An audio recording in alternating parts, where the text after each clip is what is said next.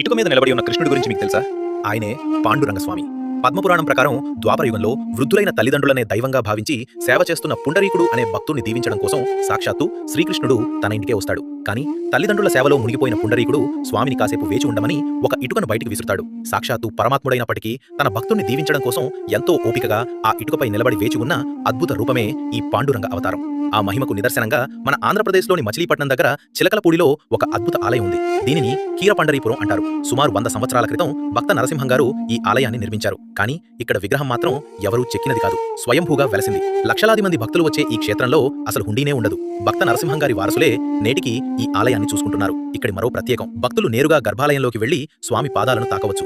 మరో ఆశ్చర్యకరమైన విషయం, గర్భాలయంలోని స్వామి నుదుట ఉన్న వజ్రం చీకటిలో కూడా ఆ వజ్రం మెరుస్తూ భక్తులను మంత్రముగ్ధులను చేస్తుంది. సముద్రపు అంచున పవిత్రమైన కోనేరులతో విరజిల్లుతున్న చిలకలపూడి పాండురంగ స్వామి ఆలయం ఒక ఆధ్యాత్మిక నిధి. మీరెప్పుడైనా ఈ క్షేత్రాన్ని దర్శించుకున్నారా?